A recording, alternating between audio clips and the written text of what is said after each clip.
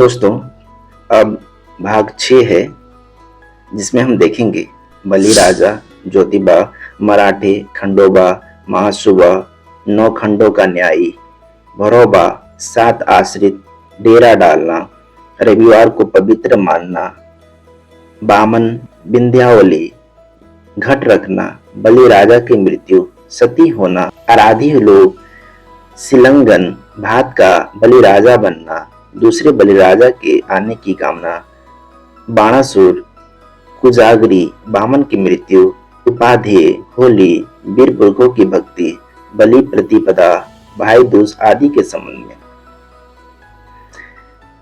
ढूंढीराव। फिर बलिराजा ने क्या किया? ज्योतिराव। बलिराजा ने अपने राज्य के करीब करीब सभी सरदारों को पड़ोसी क्षेत्रपतियों की ओर तुरंत भेज दिया और इस तरह की ताकीद की कि उन सभी लोगों को किसी भी तरह की दलील न देते हुए अपनी सारी फौज लेकर उसकी मदद के लिए आए। ढूंढीराव, इस देश का इतना बड़ा प्रदेश क्या बलि के अधिकार में था? ज्योतिराव, इस देश में कई प्रदेश बलिराजा के अधिकार में थे। इसके अलावा सिंहल द्वीप आदि पड़ोस के कई प्रदेश इनके अधिकार में थे। वहां बलि नाम का एक द्वीप भी। इस प्रदेश में दक्षिण में कोल्हापुर की पश्चिम दिशा में बलि के अधिकार में कोंकण और मावला प्रदेश के कुछ क्षेत्र थे। वहां ज्योतिबा नाम का मुखिया था। उसके रहने का मुख्य स्थान कोल्हापुर के उत्तर में रत्नागिरी नाम का एक पहाड़ था। इसी प्रकार दक्षिण में बलि के अधिकार में दूसरा एक और प्रदेश था। उसको महाराष्ट्र कहा जाता था और वहां के सभी मूल क्षेत्रवासियों को महाराष्ट्री कहा जाता था। बाद में उसी का अपभ्रंश रूप हो गया मराठे। महाराष्ट्र प्रदेश बहुत बड़ा होने के कारण बलिराजा ने उस प्रदेश को 9 क्षेत्रों में बांट दिया था। इसी के कारण उस हर क्षेत्र के मुखिया का नाम खंडोबा पड़ गया था। इस तरह का उल्लेख मिलता है। हर खंड में मुखिया की योग्यता के अनुसार उनके हाथ के नीचे कहीं एक तो कहीं 2 प्रधान रहते थे। उसी पर हर एक खंडोबा के हाथ के नीचे बहुत मल पहलवान थे, इसलिए उनको मल्लू खान कहते थे। उन 9 में से एक जेजोरी का खंडोबा था। यह खंडोबा का मुखिया अपने आस पड़ोस के छत्रपतियों के अधिकार में रहने वाले मल्लों को ठीक करके उन्हें अपने वर्चस्व में रखता था। इसलिए उसका दूसरा नाम मल्हारी पड़ गया था। मल्हारी इसी का अपभ्रंश है। उसकी यह विशेषता थी कि वह धर्म के अनुसार ही लड़ता था। उसने कभी भी पीठ दिखाकर भागने वाले किसी भी शत्रु पर वार नहीं किया, इसलिए उसका नाम मारतोड़ पड़ गया था, जिसका अपभ्रंश मारतंड हो गया। उसी प्रकार वह दीन लोगों का दाता था। उसको गाने का बड़ा शौक था। उसके द्वारा स्थापित या उसके नाम पर प्रसिद्ध मल्हार राग है।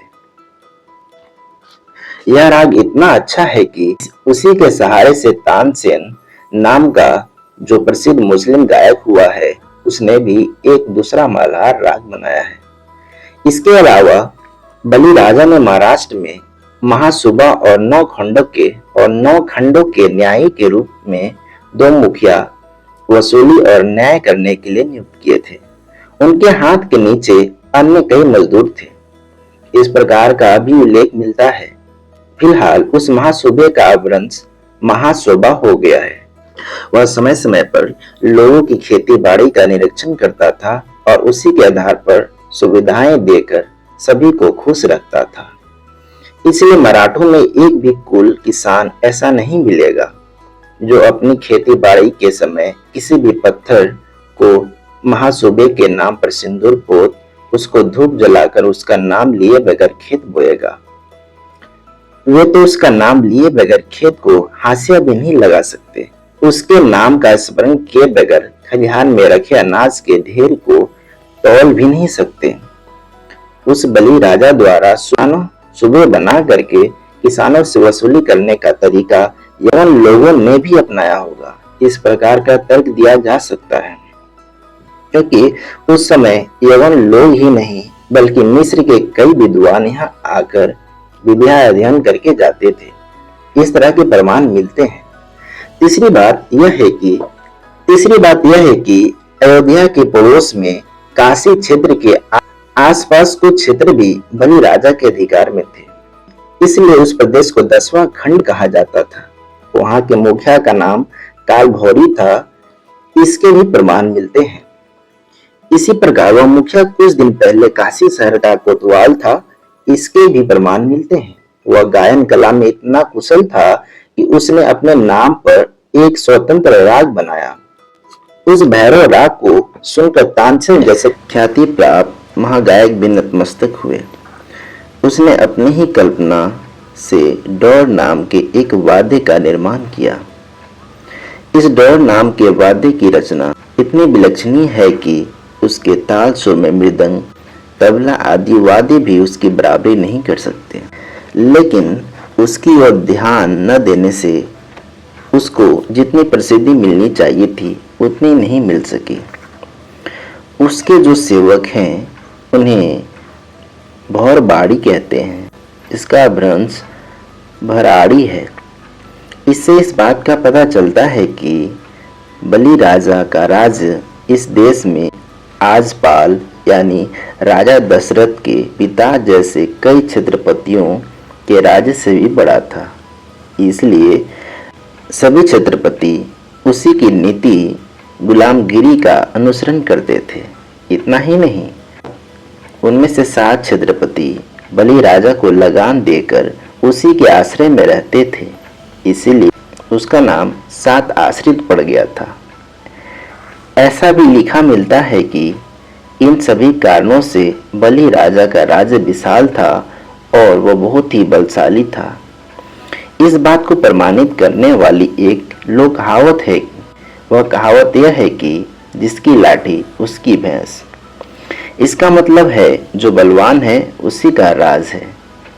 बलि राजा कुछ विशेष महत्वपूर्ण काम अपने सरदारों पर सौंप देता था।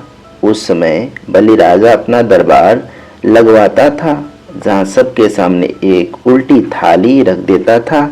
उस थाली में पिसी हुई हल्दी और नारियल के फल के साथ पान का बीड़ा रखकर कहता था कि जिसमें यह काम करने की हिम्मत है वह यह पान का बीड़ा उठा ले। बलि राजा द्वारा ऐसा कहने पर जिसमें इस तरह के काम करने की हिम्मत होती थी वही हर हर महावीर की कसम खाकर हल्दी का तिलक माथे पर लगाकर नारियल और पान के बीड़े को हाथ में उठाकर अपने माथे पर रखकर बाद में अपने दुपट्टे में बांध लेता था। उसी वीर को बलि राजा उस काम की जिम्मेदारी सौंपा करता था। बाद में वह वीर बलि राजा की आज्ञा लेकर अपनी फौज के साथ पूरी शक्ति के साथ शत्रु की फौज पर टूट पड़ता था। इसी वजह से उस संस्कार का नाम तर उठाना पड़ा होगा। उसका अपभ्रंश तरी उठाना हो गया। बलि राजा के महावीरों में भौरबा, ज्योतिबा तथा 9 खंडोबा अपनी प्रजा की सुख सुविधा के लिए इसी तरह की शर्तियां प्रयास करते थे। आज भी मराठों में कोई भी अच्छा कार्य प्रारंभ करने से पहले तरी उठाने का संस्कार अपना रखा है। उन्होंने अपने इस संस्कार के तहत बहिरोबा, ज्योतिबा और खंडोबा को देवता स्वरूप मान लिया और उसके नाम से तरी उठाने लगे। वे लोग हर हर महादेव, बहिरोबाचा अथवा ज्योतिबाचा चांग भला इस प्रकार का युद्धघोष करते थे और बहिरोबा या ज्योतिबा का अस्तंगी गान करते थे। इतना ही नहीं, बलि राजा अपनी सारी प्रजा के साथ महादेव के नाम से रविवार के दिन को पवित्र दिन के रूप में मनाता था। इसकी पृष्ठभूमि में आज के मराठे यानी मातंग, महार, कुणबी, माली आदि लोग हर रविवार के दिन अपने घर में उस कल्प स्वामी की प्रतिमा को जल स्नान करवाकर उसको भोजन अर्पण किए बगैर अपने मुंह में पानी की एक बूंद भी नहीं डालते हैं। धोंडीराव, बलि राजा की राज्य सीमा पर आने के बाद बामन ने क्या किया? ज्योतिराव, बामन अपनी सारी फौज को लेकर बलि राजा के राज्य में सीधे सीधे घुस आया। उसने बलि राजा के प्रजा को मारते पीटते खदेड़ते हुए हाहाकार मचा दिया और इस तरह वह बलि की राजधानी तक आ पहुंचा। इसलिए बलि राजा अपने देश भर में फैली हुई फौज को इकट्ठा होने से पहले ही बेबस होकर अपनी निजी सेना को साथ लेकर वामन से मुकाबला करने के लिए युद्ध भूमि में कूद पड़ा। बलि राजा भाद्रपद वध 1 पद से वध 30 तक हर दिन बामन और उसकी फौज के साथ युद्ध करके शाम को आराम के लिए अपने महल में आ जाता था। इसी वजह से दोनों ओर के जितने लोग उस पखवाड़े में एक दूसरे से लड़ते हुए मर गए, उनके मरने की तारीखें ध्यान में रहीं। इसलिए हर साल भाद्रपद माह में उस तारीख को श्राद्ध करने की परंपरा पड़ी होगी, ऐसा प्रतीत होता है। आश्विन सुद 1 पद से अष्टमी तक बलि राजा बामन के साथ लड़ाई में इतना व्यस्त था कि वह सब कुछ भूल गया था और उस दरमियान अपने महल में आराम के लिए भी नहीं आ सका। इधर बलि राजा की विंध्यावली रानी ने अपने हिजड़े पंडित सेवक के द्वारा एक गड्ढा खुदवाया। उसमें उस पंडित सेवक के द्वारा जलाऊ लकड़ियां डलवाई और उस गड्ढे के पास 8 रात 8 दिन तक बिना कुछ खाए पिए बैठी रही। उसने वहां अपने साथ पानी का एक कलश रख लिया था। इस तरह रानी बिना खाना खाए सिर्फ पानी के सहारे इस कामना के साथ गड्ढे के सामने 8 दिन तक बैठी रही, इस युद्ध में उसके पति की विजय हो और बामन की बला टल जाए। इसलिए रानी यहाँ बैठकर महावीर से प्रार्थना करती रही। इस दरमियान आश्विन सुद अष्टमी की रात में बलि राजा के युद्ध में मारे जाने की खबर मिलते ही उसने उस गड्ढे में पहले से ही रखी लकड़ियों को आग जलाकर अपने आप को उसमें झोंक दिया। उसी दिन से महिला के सत होने की रूढ़ी चल पड़ी होगी। यह तर्क किया जा सकता है, जब रानी विंध्यावली अपने पति के बिछों के कारण आग में कूदकर मर गई, तब उसकी सेवा में रहने वाली औरतें और हिंजड़े पंडों ने अपने अपने बदन के कपड़े नोच नोच कर फाड़ डाला होगा और उस आग में जला दिया होगा। उन्होंने अपनी अपनी छाती को पीटकर जमीन पर अपने हाथ को पीटते हुए, तालियां पीटते हुए, रानी के गुणों का वर्णन करते हुए, उस गड्ढे के चारों ओर परिक्रमा लगाते हुए अपना शोक प्रकट किया होगा। हे रानी, तेरा ढिंढोरा घमघमाया आदि दुख की चिता के ये शोले वहीं शांत हो जाएं, फैले नहीं। इसलिए ब्राह्मणों के धूर्त ग्रंथकारों ने बाद में मौका तलाश कर उस गड्ढे का होम कुंड बनवाकर उसके संबंध में कई गलत सलत बदमाशी भरी घटनाएं ठूंस कर अपने ग्रंथों में लिख दी होंगी, इसमें कोई शक नहीं। उधर बलि राजा के युद्ध भूमि में मरने के बाद बानासुर ने पूरे एक दिन हर तरह की मुसीबतों का मुकाबला करते हुए बामन की फौज से युद्ध किया। बाद में बानासुर आश्विन शुक्ल नवमी की रात अपनी बाकी फौज लेकर भाग गया। इस युद्ध में विजय की खुशी में बामन इतना मदमस्त हुआ कि बलि राजा की मुख्य राजधानी में कोई पुरुष नहीं है। यह सुनहरा मौका देखकर उस राजधानी पर हमला बोल दिया। बामन अपने साथ पूरी फौज लेकर आश्विन शुक्ल दशमी को बड़ी सुबह ही उस शहर में पहुंचा। उसने वहां के आंगनों में लगा हुआ जितनी भी सोना था लूट लिया। उस शब्द का भ्रंश श्रीलंकन का सोना लूट लिया हो गया। इस लूट के बाद बामन तुरंत अपने घर प्रदेश लौट गया। जब वह अपने घर पहुंचा तो पहले से ही उसकी औरत ने मजाक के तौर पर कनकी चावल का एक बलि राजा बनाकर अपने दरवाजे के दहलीज पर रखा हुआ था। बामन के घर पहुंचने पर उसने बामन से कहा, यह देखो, बलि राजा अपने साथ पुनः युद्ध करने के लिए आया है। यह सुनते ही उसने उस कनकी के बलि राजा को ठोकर मारकर फेंक दिया और फिर घर के अंदर प्रविष्ट किया। उस दिन से आज तक ब्राह्मणों के घरों में हर साल आश्विन महीने में विजयदशमी को ब्राह्मण औरतें कनकी या भात का बलि राजा बनाकर घर के दरवाजे के दहलीज पर रखती हैं।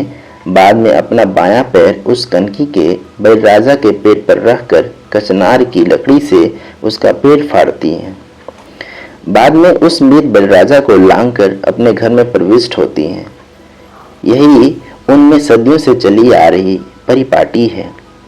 ब्राह्मण पंडा पुरोहितों के घरों में यह त्योहार बड़े उत्साह के साथ मनाया जाता है, इसलिए इस त्योहार को ब्राह्मणों का त्योहार कहते हैं। इसी तरह बानासुर के लोग आश्विन सुद दशमी की रात में अपने अपने घर गए। उस समय उनकी औरतों ने उनके सामने दूसरे बलि राजा की प्रतिमा रखकर यह भविष्यवाणी जानकर कि दूसरा बलि राजा ईश्वर के राज्य की स्थापना करेगा, अपने घर की दहलीज में खड़े होकर उसकी आरती उतारी होगी और यह कहा होगा, आला बाला जावे और बलि राज आवे। उस दिन से लेकर आज तक सैकड़ों साल बीत गए, फिर भी बलि राजा के राज क्षत्रिय वंश की औरतों ने हर साल आश्विन शुक्ल दशमी की शाम के समय अपने अपने पति और पुत्र की आरती उतारकर आगे बलि का राज आवे इस इच्छा को नहीं त्यागा। और इससे पता चलता है कि आगे आने वाला बलि राजा कितना अच्छा होगा। धन्य है वह बलि राजा और धन्य है वह राजनिष्ठा। लेकिन आज के तथाकथित मांगलिक हिंदू लोग अंग्रेज शासकों की मेहरबानी पाने के लिए तथा उनकी अंग्रेजी सत्ता में बड़े बड़े पद और प्रतिष्ठा के स्थान मिले, इसलिए लोग रानी के जन्मदिन पर आम सभाओं में लंबे लंबे भाषण देते हैं, लेकिन समाचार पत्रों में या आपसी बातचीत में उनके खिलाफ अपना रोष व्यक्त करने का दिखावा करते हैं। ढूंढीराव उस समय बलि राजा द्वारा बुलाए गए सरदार क्या उसकी मदद के लिए आए ही नहीं? ज्योतिराव बाद में कई छोटे मोटे सरदार अपनी अपनी फौज के साथ आश्विन शुक्ल चौदवी को आकर बानासुर से मिले।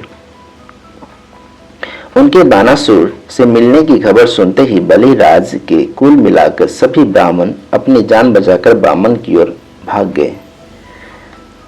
उनको इस तरह भागते देखा तो बामन बहुत ही घबरा गया। उसने सभी ब्राह्मणों को इकट्ठा किया। आश्विन शुक्ल 15वीं को वे सभी इकट्ठा होकर सारी रात जाकर अपने भगवान के सामने प्रसाद स्वरूप दांव पेच तय करने लगे कि बानासुर से अपनी रक्षा कैसे की जाए। दूसरे दिन बामन अपने बाल बच्चों के साथ सारी फौज को लेकर अपने प्रदेश की सीमा पर पहुंचकर बानासुर का इंतजार कर रहा था। ढूंढीराव बाद में बानासुर ने क्या किया? ज्योतिराव बानासुर ने आओ देखा ना था, उसने एकदम बामन पर हमला बोल दिया। बानासुर ने बाद में उसको पराजित कर दिया और उसके आसपास जो कुछ था सब लूट लिया। फिर उसने बामन को उसके सभी लोगों के साथ अपनी भूमि में खदेड़ हिमालय की पहाड़ी पर भगा दिया। इस तरह पहाड़ी को चारों ओर से घेरकर पहाड़ी के पायदान पर अपना डेरा डालकर बामन को दाने दाने के मोहताज कर दिया कि उसके कई लोग भूख से मरने लगे। अंत में इसी चिंता में वहीं पर बामन अवतार का सर्वनाश, मतलब कि बामन भी मर गया। बामन के मरने से बानासुर के लोगों में खुशी की लहर दौड़ गई। वे कहने लगे कि सभी ब्राह्मणों में बामन एक बहुत बड़ा संकट था। उसकी मौत हो जाने से हमारा शोषण उत्पीड़न समाप्त हो गया। उसी समय से ब्राह्मणों को उपाध्याय कहने की परंपरा चली आ रही होगी। इस तरह का तर्क निकाला जा सकता है। बाद में उपाध्यायों ने अपने अपने घरों पर युद्ध में मरे अपने सभी रिश्तेदारों के नाम चिता, जिसको आजकल होली कहा जाता है, जलाकर उसकी दाह क्रिया की, क्योंकि उनमें पहले से ही मृत आदमी को जलाने की प्रथा थी। इस प्रकार बानासुर और अन्य सभी क्षत्रिय इस युद्ध में मरे अपने अपने सभी रिश्तेदारों के नाम से फाल्गुन वध एकम पद को वीर बनकर हाथ में नंगी तलवार लिए बड़े उत्साह से नाचे कूदे और उन्होंने मृत वीरों का सम्मान किया। क्षत्रियों में मृत आदमी के शरीर को जमीन में दफनाने की बहुत पुरानी परंपरा है। अंत में बानासुर ने उस उपाध्याय की रक्षा के लिए कुछ लोगों को वहां रखा और सभी को अपने साथ लेकर अपनी राजधानी में पहुंचा। बानासुर के अपनी मुख्य राजधानी में पहुंचाने के बाद जो खुशी हुई उसका वर्णन करने से यह ग्रंथ बड़ा हो जाएगा, इसलिए यहाँ मैं उस घटना का थोड़ा सा इतिहास दे रहा हूँ। बानासुर अपनी सारी जायदाद की गिनती करके आश्विन वद्य 13 को उसकी पूजा की। फिर उसने वद्य 14 और वद्य 30 को अपने सभी सरदारों को बढ़िया भोजन करवाया और सभी ने मौज मस्ती मनाई। बाद में कार्तिक सुद एकम को अपने कई सरदारों को उनकी योग्यतानुसार इनाम दिया और उनको अपने अपने मुल्क में जाकर काम में लग जाने का आदेश दिया। इसमें वहां की स्त्रियां को भी खुशी हुई। उन्होंने कार्तिक सुद 2 को अपने भाइयों को भोजन कराया, उसकी आरती उतारी और कहा, आला बाला जावे बलि का राज आवे। इस तरह उन्होंने आने वाले बलि के राज्य का स्मरण दिलाया। उस समय से आज तक हर साल दिवाली को भैया दूज भाव बीज के दिन क्षत्रिय लड़कियां अपने अपने भाई को आने वाले बलि राज्य का ही स्मरण दिलाती है, लेकिन उपाध्याय कुल में इस तरह का स्मरण दिलाने का रिवाज नहीं है। ढोंडीराव, लेकिन बलिराज को पाताल में गाड़ने के लिए वामन अवतार का धारण किया था। वामन ने भिखारी का रूप धारण किया और बलिराजा को अपने छल कपट में फंसाया। उसने बलिराजा से 3 कदम धरती का दान मांगा। बलिराजा ने अपने भोलेपन में उसको दान देने का वचन दे दिया। दान का वचन मिलने पर उसने भिखारी का रूप त्याग दिया और इतना विशाल आदमी बन गया कि उसने सारी धरती आकाश को अपने 2 कदमों में घेर लिया। बाद में उसने बलिराजा से पूछा कि अब मुझे तीसरा कदम कहाँ रखना चाहिए। इसका यह विशाल काय रूप देखकर परेशान बलिराजा ने वामन को कहा कि अब तुम अपना तीसरा पांव मेरे सिर पर रख दो। बलिराजा यह उत्तर सुनते ही उस गलीज गेंडे ने अपना तीसरा पांव बलिराजा के सिर पर रख दिया और उसने बलिराजा को पाताल में दफनाकर अपना इरादा पूरा कर लिया। इस तरह की कहानी ब्राह्मण उपाध्यायों ने भागवत आदि पुराणों में लिखी है, लेकिन आपने जिस हकीकत का वर्णन किया है उससे यह पुराण कथा झूठा साबित होती है। इसलिए इस बारे में आपका विचार क्या है, यही हम जानना चाहते हैं। ज्योतिराव, इसे अब तुम ही सोचो। जब उस गलीज गेंडे ने अपने 2 कदम से सारी धरती और आकाश को घेर लिया, तब उसके पहले ही कदम से नीचे कई गांव के लोग दब गए होंगे और उन्होंने अपनी जानें गंवा दी होंगी कि नहीं। दूसरी बात यह है कि उस गलीज गेंडे ने जब अपना दूसरा कदम आकाश में रखा होगा, उस समय आकाश में सितारों की बहुत भीड़ होने से कई सितारे एक दूसरे से टकरा गए होंगे कि नहीं। तीसरी बात यह है कि उस गलीज गेंडे ने अपनी दूसरी कदम से यदि सारे आकाश को हड़प लिया होगा, तब उसकी कमर के ऊपर के शरीर का हिस्सा कहाँ रहा होगा। इस गलीज गेंडे की कमर से ऊपर माथे तक आकाश शेष बचा होगा। तब उस गलीज गेंडे को अपने ही माथे पर अपना तीसरा कदम रखना चाहिए था और अपना इरादा पूरा करना चाहिए था, लेकिन उसने अपना इरादा पूरा करने की बात अलग रख दी और केवल छल कपट से अपना तीसरा कदम बलिराजा के माथे पर रख दिया और उसको पाताल में दफना दिया। उसकी इस नीति को क्या कहना चाहिए। ढोंडीराव, क्या सचमुच में वह गलीज गेंडा आदि नारायण का अवतार है।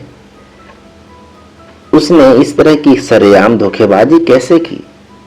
जो लोग ऐसे दुष्ट आदमी को आदि नारायण का अवतार मानते हैं, उन इतिहासकारों को छी छी करते हुए हम उनका विरोध करते हैं, क्योंकि उन्हीं के लेखों से बामन छली धोखेबाज विनाशकारी और हरामखोर साबित होता है। जिसने उस पर उपकार किया था, दया दिखाई, भला किया, उसी को पाताल में गाड़ दिया। ज्योतिराव, चौथी बात यह है कि उस गलीज गेंडे का सिर जब आकाश को पार करके स्वर्ग में गया होगा, तब वहां बड़े जोर से चिल्लाते हुए बलि से पूछना पड़ा होगा कि अब मेरे 2 कदमों में सारी धरती और आकाश समेट गए। अब आप ही बताइए, मैं तीसरा कदम कहाँ रखूं और अपना इरादा तथा आपके इरादे को कैसे पूरा करूं? क्योंकि आकाश में उस गलीज गेंडे का मुंह और पृथ्वी पर बलि राजा, इसमें अनगिनत कोसों का फासला रहा ही होगा। और आश्चर्य की बात यह है कि रशियन, फ्रेंच, अंग्रेज और अमेरिकी आदि लोगों में से किसी एक को भी उस संवाद का एक शब्द भी नहीं सुनाई दिया। ये कैसी अजीब बात है। उसी प्रकार धरती के मानव बलि राजा ने उस बामना नाम के गलीज गेंडे को उत्तर दिया कि तुम अपना तीसरा कदम मेरे माथे पर रख दो। फिर यह बात उसने सुनी होगी। यह भी बड़े ताज्जुब की बात है, क्योंकि बलि राजा बामन जैसा बेढंगा आदमी ही नहीं था। पांचवी बात यह है कि उस गलीज गेंडे के बोझ से धरती का कुछ भी नुकसान नहीं हुआ। यह भी कितने ताज्जुब की बात है। ढोंडीराव, यदि धरती की हानि हुई होती तो हम यह दिन कैसे देखते? उस गलीज गेंडे ने क्या खाकर अपनी जान बचाई होगी? फिर जब वह गलीज गेंडा मरा होगा, तब उसकी उस विशाल लाश को शमशान में जाने के लिए कंधा देने वाले 4 लोग कहाँ से मिले होंगे? यदि वह उसी जगह पर मर गया होगा, तो उसको जलाने के लिए इतनी सारी लकड़ियां कहाँ से मिली होंगी? यदि उस विशाल लाश को जलाने के लिए पर्याप्त लकड़ियां नहीं मिली होंगी, तो उसको कुत्ते सियारों ने नोच नोच कर खा लिया होगा और अपना हलवा पस्त किया होगा कि नहीं?